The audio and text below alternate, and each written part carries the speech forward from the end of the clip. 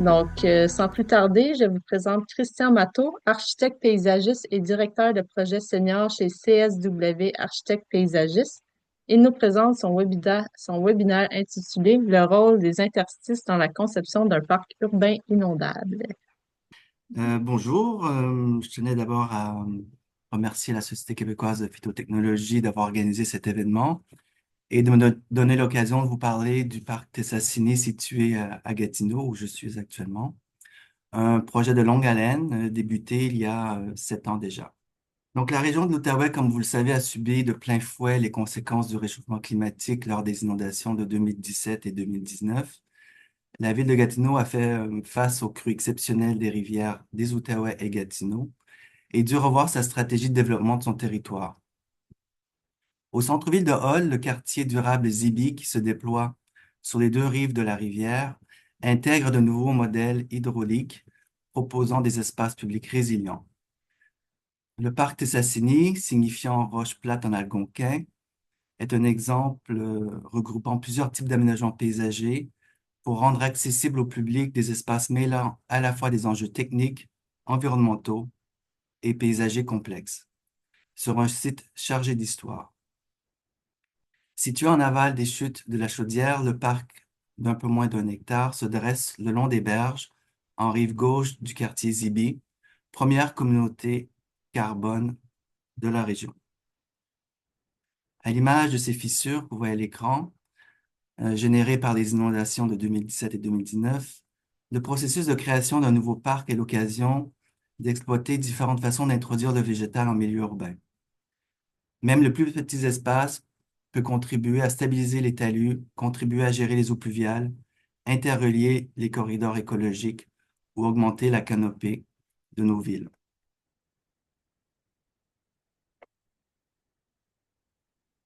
Le développement du quartier Zibi, comme je vous le disais,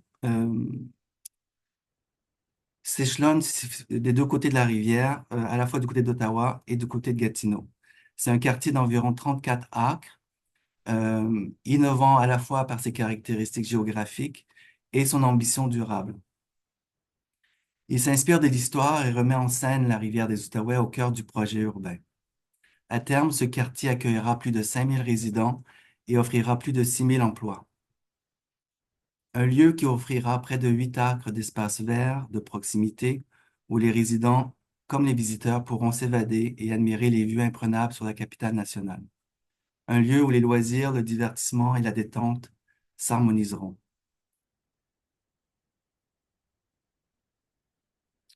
Le quartier, c'est une formidable occasion de reconquête des rives de la rivière des Outaouais. L'ouverture du parc en 2024 est aujourd'hui gérée par la CCN selon son plan stratégique de développement durable, ainsi que son programme de veille qui mesure les vulnérabilités associées au risque de changement climatique. J'ai une petite coupure, j'espère que ça va toujours. Oui, je pensais que c'était de mon côté, mais Ouais, j'ai eu un c'est petit bug correct. là. Ouais. Ici, on voit la trilogie de parcs. En fin de compte, on nous a donné le mandat de faire 3 parcs sur le quartier. Le parc Tessassini fait partie donc de la partie que vous voyez en rouge ici, associée à cette interconnexion du Sentier des Voyageurs. La ville, dorénavant, s'ouvre à nouveau sur la rivière, révèle sa beauté, mais aussi ses dangers. Ce qui parut une contrainte au moment des fortes inondations de 2017 et 2019 est devenu une opportunité de dialogue. Le parc devenait un outil au service de la résilience du territoire pour prévenir les risques futurs.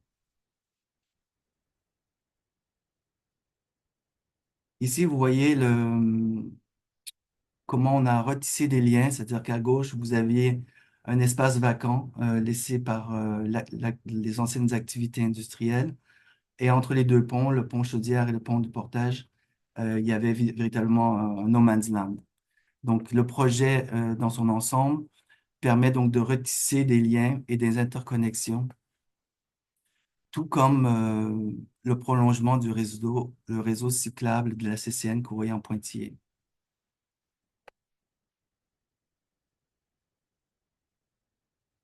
Le parc est adossé au nouveau quartier, aux chutes que vous voyez en bas de l'image ici, et au pont Chaudière. Il s'articule avec la nouvelle trame urbaine, majoritairement piéton, et une liaison cyclable le long de la rivière, agrandissant ainsi l'ensemble du réseau cyclable du quartier. Je vais vous parler aujourd'hui de façon plus spécifique sur les différentes itérations et les concepts où le minéral et le végétal ont eu à dialoguer ensemble. Un site aux diverses problématiques pour arriver à une composition plus minérale du rivage au détriment d'une plantation rivulaire traditionnelle, avec des chemins restreints, des ouvrages de protection et des techniques de stabilisation des berges. Finalement, les dynamiques hydrauliques ont permis d'esquisser des solutions selon chaque niveau de risque à l'échelle de 20, 100 et 500 ans. Et plus particulièrement, aujourd'hui, je vais vous parler de 4 actions qui ont mené à la conception du parc. Pardon, je suis allé un peu trop vite. Le premier, bien entendu, c'est le contrôle de l'érosion des talus et des berges. On a créé 2 cordons d'enrochement qui protègent et cadenassent un sol qui se voulait donc contaminé, qu'on a capé de grandes pierres sédimentaires plates, texturées, qui donnaient finalement l'expression d'une carapace de tortue. La stabilisation des pentes, elle, a été accompagnée de jeunes plantations d'arbres, d'arbustes et de vignes qui colonisent les enrochements dans un substrat adapté et on a utilisé un substrat qu'on appelle le CU-sol structural. Sur la partie haute du parc, on a introduit une biomasse importante, ce qui a permis aussi de lutter contre les eaux de chaleur. Au total, on a planté 140 arbres, feuillus et conifères. On a proposé donc une reconquête paysagère du haut du talus. Il est important pour le conseil algonquin, qui est associé à ce projet, que l'usage des végétaux soit indigène et communique une certaine symbolique ancestrale. Ensuite, comme je le mentionnais, le réseau cyclable a été prolongé et donc a permis donc de recréer ce lien avec le parc, tout en prolongeant des interconnexions avec le centre-ville de Gatineau. Et en dernier lieu, si on a un peu de temps, j'ai amené aussi quelques photos avec moi pour parler des toitures végétalisées qui ceinturent le site. En effet, les bâtiments voisins du parc ont tous euh, une partie de leur toit en podium végétalisé. On y cultive des potagers, on crée des écrans végétalisés entre les patios ou encore on aménage des prairies fleuries. Encore une fois, la majorité des essences végétales utilisées est indigène. Mais revenons un petit peu en arrière, un bref instant, au moment où le site était entièrement dédié à l'industrie du bois. Zibi tire profit de son emplacement riverain privilégié, riche en héritage culturel et fier de son histoire industrielle. On voit sur ces images comment l'industrie, notamment la société EB-EDI, monopolisait l'ensemble du centre-ville actuel et monopolisait notamment les berges de la rivière. Vers 1928-1930, ceci marque le début du déclin de l'industrie. La société EB-ED installée sur la rive Gatineau cherche de nouveaux débouchés. Le site sert de lieu de stockage et peu à peu, les cheminées vont tomber et les scieries vont fermer. Donc, vous voyez ici en rouge l'emprise du parc Tessassini avec toujours les chutes de la Chaudière et son flot donc d'eau. On voit aussi un ancien ruisseau qui passait ici, qui servait aussi à gérer le transit du bois. Situé à la frontière actuelle entre le Québec et l'Ontario, les chutes de la Chaudière interrompent abruptement les cours de la rivière. Et encore aujourd'hui, les chutes alimentent des barrages hydroélectriques desservant environ 20 000 foyers.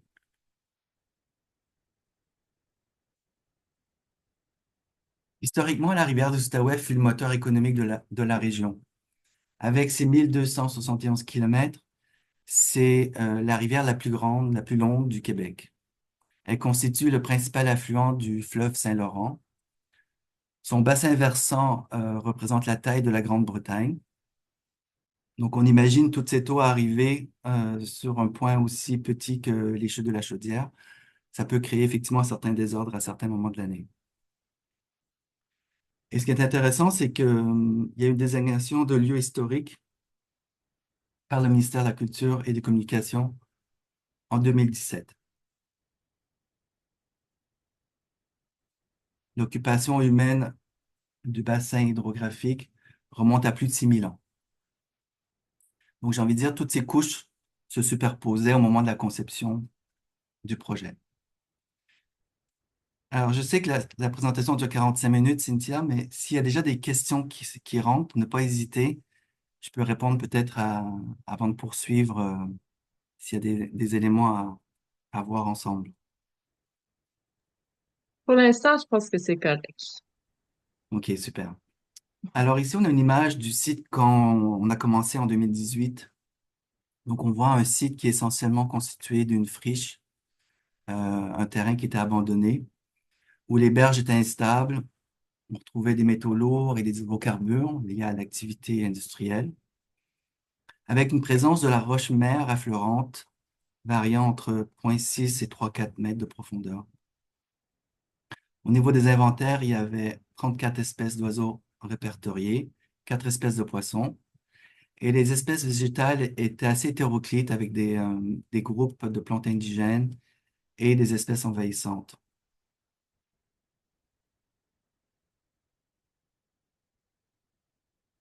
Les crues exceptionnelles de 2019 et 2017 ont fait beaucoup de dégâts, parfois jusqu'à 2 mètres d'eau sur l'ensemble du site. Les berges étaient devenues instables. Et donc, ce qui est arrivé avec le moratoire imposé par le gouvernement du Québec, de nouvelles zones d'intervention spéciale ont été définies, faisant en sorte que l'ensemble du parc devenait inondable. On voit sur ces images aussi ces routes, ces anciennes routes de service qui ont été complètement démolies aussi, alors qu'elles ont servi pendant des siècles à l'industrie du bois. Donc, comme je le disais, en 2018, on a commencé à faire un premier concept.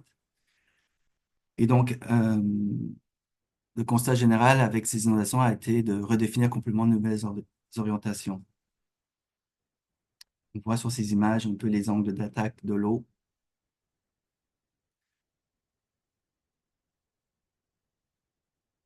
Ce qui a aussi enlevé, j'ai envie de dire, une couche importante de terre arable et puis aussi un déracinement de plusieurs arbres.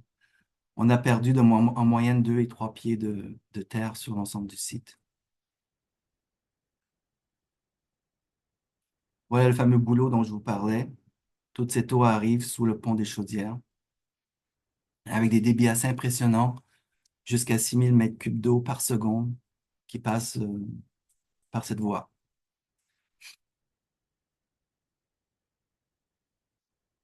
Donc ça, c'est effectivement qu'on a recommencé la conception. Voici un peu l'état du site qui n'avait plus du tout la même image.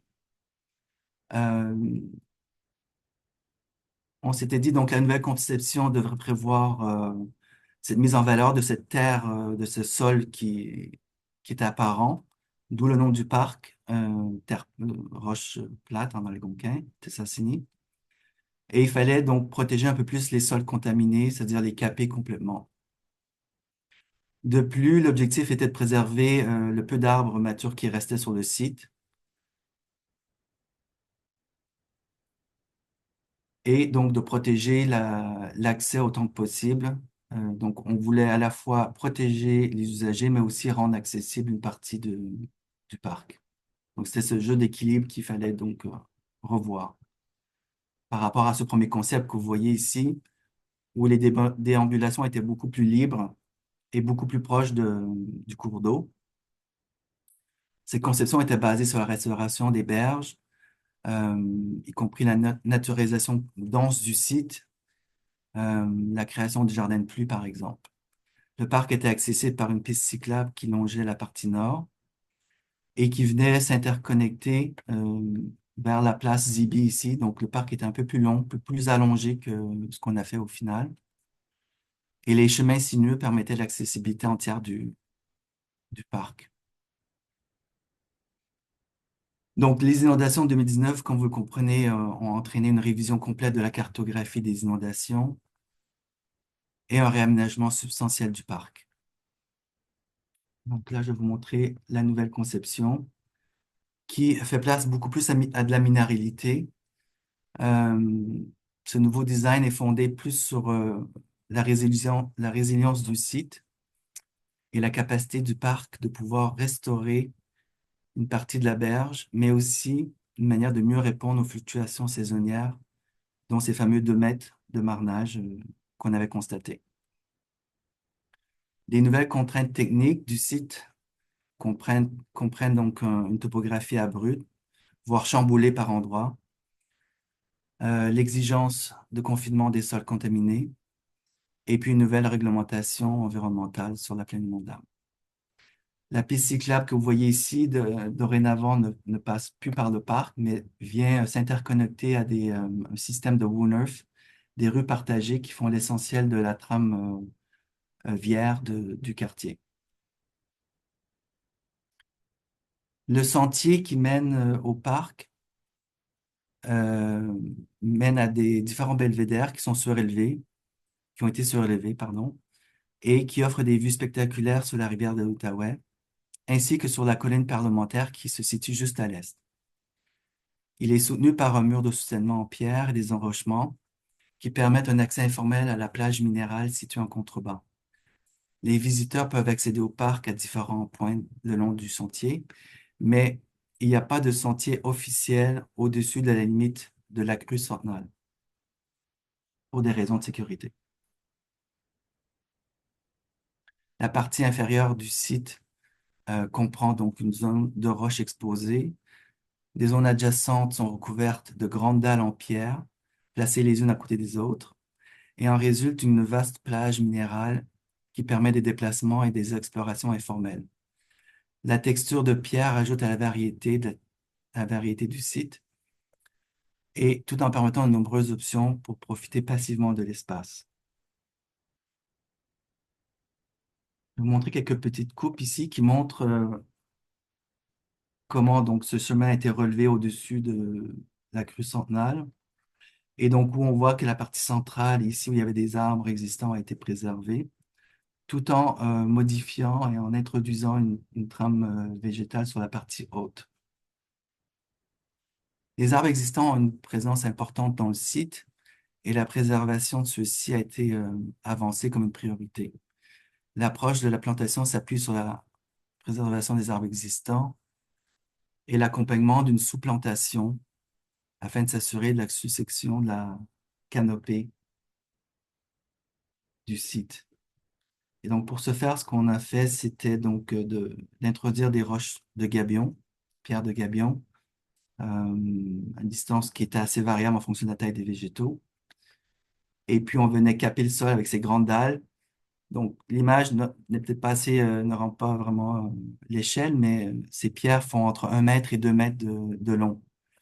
Euh, D'ailleurs, l'entrepreneur, des fois, mettait une journée à installer que 2 pierres, ce qui a fait un processus assez long. Et ça a permis donc de préserver à la fois les côtes naturelles du terrain et de préserver les arbres existants. Donc, vous voyez ici un peu un résumé des 4 différentes techniques, les 4 actions qui ont été menées sur le projet. En un, vous avez la présence de ces arbres existants qu'il a fallu donc préserver et consolider. En deux, on a introduit des plantations par bouture et des jeunes baliveaux au sein même des enrochements. Sur la partie haute, on a un glacis, on a un talus planté d'environ 144 arbres, à la fois des feuillus et une trentaine de conifères. Et donc, l'idée, c'est d'avoir vraiment poser une stratégie de reconquête de ce talus qui fasse un peu un écran entre le quartier nouveau qui surplombait dorénavant le parc. Donc, on a plusieurs essences nobles dans cette espèce de mini-forêt ici. On a le chêne, le hêtre, l'érable, le carrier et le pin blanc, associés à d'autres essences qui étaient plus à croissance rapide, comme le bouleau et le peuplier.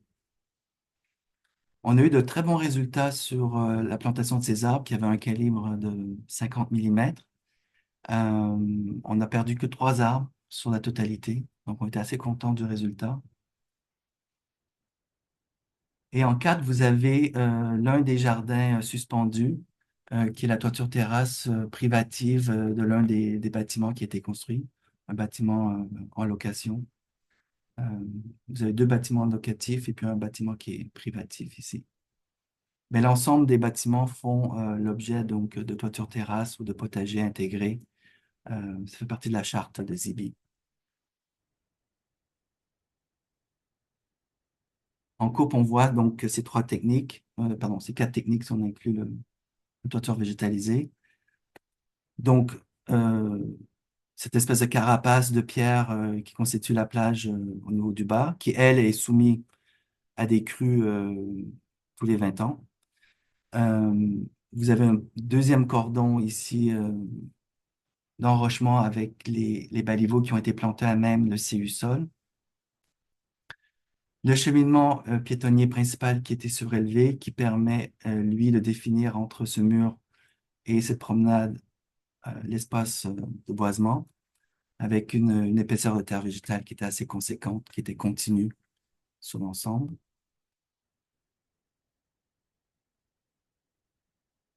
Donc, un petit mot peut-être concernant les baliveaux et puis les jeunes plants. Euh, Comme je disais, on a fait des essais, on a fait des poches de CU-sol qui représentaient à peu près 15 à 20 mètres cubes. Et au total, on a planté 20 sujets. Au bout d'un an,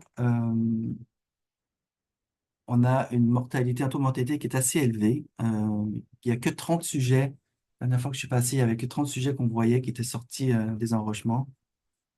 C'est clair que quand vous avez 50 centimètres d'enrochement puis 50 centimètres de terre, on ne voit pas beaucoup les jeunes plants sortir. Mais on pense que donc, la période donc, estivale très chaude a été vraiment un impact très négatif. Il faut savoir aussi que c'était un espace qui n'était pas du tout entretenu ni arrosé. Il y a aussi la présence de rongeurs, donc ça peut avoir un effet aussi. Et le fait que le mélange a dû rester assez sec et on n'a pas planté près du bord de l'eau, ça fait en sorte aussi que la reprise a été difficile. Donc, bon, on est loin des 40 ou 50% de d'autres résultats qu'on peut avoir dans ce type de plantation. On n'est qu'à 15% de réussite. On va continuer à faire du monitoring. Et je sais que la CCN a à cœur de continuer à expérimenter puis à prolonger ces plantations dans le temps. Une petite coupe pour vous montrer comment ce projet donc, a été réalisé. On avait donc cette épaisseur désolé c'est en anglais là, mais cette épaisseur d'enrochement. Euh, et en dessous, pour des questions de structure, on a choisi donc du CU-sol au lieu d'avoir une terre arable pour éviter des effondrements ou toute espèce de, de perte de sol avec les allers-retours de l'eau. Donc, l'ensemble a été donc protégé par des géotextiles. Et comme je le disais, on a planté essentiellement du cornouiller, du peuplier de mémoire. Quelques vignes aussi ont été introduites.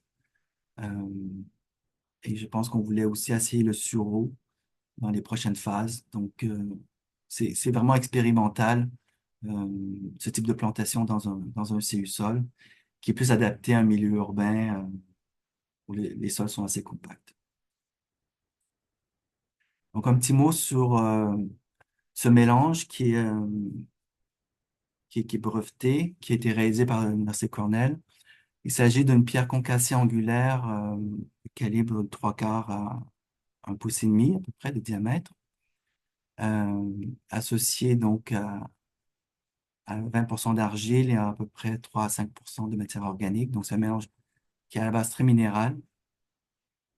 Et comme je disais, on a ponctué le talus de poche qui faisait à peu près 20 mètres cubes à chaque fois. Sur cette photo, on voit un peu l'état du site qui est un peu lunaire parce que j'en ai pas beaucoup parlé, mais l'ensemble du site est alimenté par un chauffage urbain qui dessert les deux côtés donc, de- du quartier, à la fois du côté Ottawa qui est sur l'autre rive et côté Gatineau. Donc, on récupère l'eau l'été de la rivière pour refroidir les bâtiments. Et l'hiver, on utilise, il y a une usine Kruger qui existe encore en face du Parlement, et on récupère toute la chaleur provenant de cette usine-là l'hiver pour chauffer les bâtiments. Donc, il y a vraiment ce travail, et bon, on a ces tuyaux qui passent sous le parc, tout comme d'autres ouvrages hydrauliques qu'on voit ici en avant-plan. Donc, une fois que ça a été installé, ça nous a donc libéré l'emprise pour que nous, on puisse commencer à faire des aménagements paysagers, comme vous voyez. Sur la partie gauche, on voit aussi comment le mode de stationnement vient tenir cette route de service qui permet de desservir les stationnements des différents logements. J'ai d'autres images. Voilà, ça c'est vu du pont Chaudière. Donc, un site qui était assez chahuté dans l'ensemble au moment de ces travaux, à la fois du bâtiment qui est en cours et le chauffage urbain en avant-plan. Donc, une des premières phases, ça a été de réaliser ce sol, un peu cette carapace de tortue. Donc, on voit la première ligne de cordon d'enrochement le long de la rivière. Donc, une première série de protection. Et puis, entre les deux cordons, l'entreprise qui commence à installer ces grandes dalles. C'est donc cette roche sédimentaire qui vient donc de la région des Grands Lacs, en Ontario. Et donc, on a à peine commencé, et au printemps 2023, ben, on se retrouve avec une nouvelle crue. Donc, il a fallu attendre quelques semaines pour que l'eau se retire. Mais ça n'a pas créé trop de dommages. C'est-à-dire que le premier cordon a aussi atténué les effets des vagues. Mais ce qui était intéressant de constater, c'est comment l'eau euh, remontait la rivière en réalité. Donc, il y avait des effets de tourbillonnement. Et c'est ça qui était assez intéressant d'observer. Et je pense que c'est les effets de tourbillonnement qui ont ici lessivé cette roche, ben, qui ont lessivé la matière organique. Et donc, ben, en tout cas, fait apparaître cette roche-mère. Donc, une autre photo, on voit les effets des vagues. Donc voilà, une fois que l'eau était retirée, on a continué à poser donc, ces grandes dalles. On voit l'espacement qui est assez importante, de l'ordre de 1 à 2 pouces entre les pierres. Et nous, on avait aussi travaillé en 3D toutes ces images, donc toutes ces itérations-là, on les a fait en 3D. Et comme ça, on pouvait vraiment vérifier et contrôler l'avancement de ces travaux-là et la conformité par rapport au concept. Et on est venu remplir ces interstices par de la roche nette. Et comme je disais, on a utilisé une géogrille en dessous pour éviter que cette roche nette se mette à, à disloquer les pierres. Donc, ça assure aussi un contrôle de l'érosion qui est assez important. Voilà une image à peu près au même endroit que je vous ai montré tout à l'heure, qui était submergé par l'eau, où on voit en avant-plan cette roche mère qui est devenue apparente et qu'on est venu remodeler, retisser avec à la fois les pierres, les enrochements, les pierres de gabion qui viennent créer ces îlots au pied des arbres existants et les fameux murs de soutènement dont je vous parlais. Donc, on a commencé vraiment par la partie basse et on est remonté graduellement vers le chemin central. et vers cette forêt qui est adossée au quartier. Donc, peut-être pour une autre réunion ou une autre présentation, je pourrais vous montrer aussi tout le travail qui a été fait pour honorer la culture algonquine sur le site. Ça, c'est en un exemple. Par exemple, on a tramé au sol le dos d'une carapace de tortue. Un artiste est intervenu qui a aussi proposé des blocs sculptés qui reprennent les différents calendriers lunaires. Donc, ça, c'est assez intéressant d'avoir cet endroit un peu formel à l'entrée du parc pour, euh, pour pour parler de ces cultures. Et puis, on voit ici à la plantation, qui est assez dense, hein, des arbres. J'ai fait un calcul rapide. Là, on est à peu près à 2 arbres sur une trame de 4 mètres par 4 mètres. Donc, à terme, ça va être assez dense et peut-être que la CCN sera amenée à, à réguler la densité des arbres. Mais on voulait qu'il y ait à la fois des végétaux qui poussent assez rapidement avec ces grands peupliers, par exemple, et quelques bouleaux, versus d'autres arbres comme le pin blanc ici qui prennent plus de temps à pousser. On a utilisé très peu d'arbustes, on en a mis quelques-uns, quelques plantes vivaces aussi à certains endroits, près des bancs, et puis l'essentiel a été recouvert donc de hydrocidine. On a fait 3 mélanges différents, on a fait des tests avec des mélanges annuels et des mélanges vivaces, donc ça c'est aussi en cours d'observation. On voit ici discrètement sur le talus quelques taches de verre, quelques feuillages. Donc ça, c'est les différentes boutures qui ont été faites qui ressortent. Donc ça, c'est après un an. Donc ça reste assez discret à ce moment-ci de l'année, mais on espère que ça va continuer. Voilà une autre vue. Alors la CCN, pour attirer un peu le regard, a rajouté ses chaises. Et donc, ce qui est intéressant, c'est qu'il y a tout le quartier des fonctionnaires qui est à côté et le midi, c'est rempli. Pour répondre à une des questions, on voit effectivement que le gravier, des fois, a tendance à se balader. Donc, avec le vent, puis l'effet de l'eau, bon, ben, ça se replace tranquillement.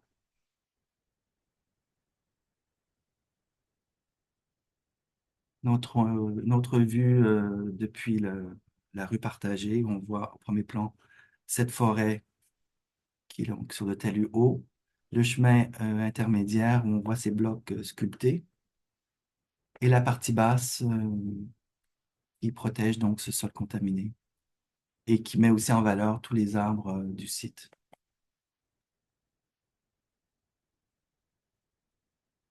Voilà une autre vue en descendant donc de la place Zibi et qui donne accès donc à la rue Laval, ici à Hall. Et donc on voit le mur bon, voilà, qui marque la crue 500 ans, si vous voulez, avec ce garde-corps qui est en arrière-plan du parc.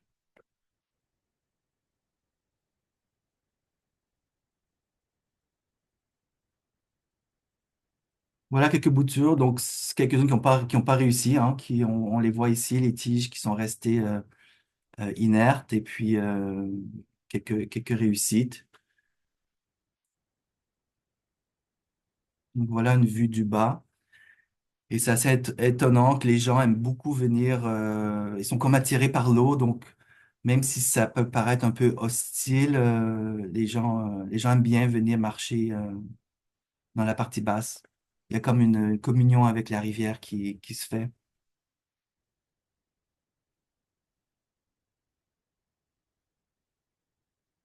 Voilà, ça c'est au moment des plantations aussi, des boutures. Donc on voit des boutures qui ont été plantées ici en premier plan, puis d'autres qui percent cette roche. Et je sais qu'il ne reste plus beaucoup de temps, mais j'ai quelques photos de la partie haute. Donc ça, je les montre parce que c'est un espace qui est privatif, donc qui n'est pas vraiment accessible, mais peut-être lors d'une visite, peut-être qu'on pourra organiser. Euh, c'est donc l'une des terrasses qui a été aménagée, donc le bâtiment qui est juste adossé au parc, où on a essentiellement fait 2 types de plantations, une plantation intensive avec des caissettes à base de sédum de 20 centimètres. Et puis ici en premier plan, des murets avec un substrat plus important de 50 centimètres.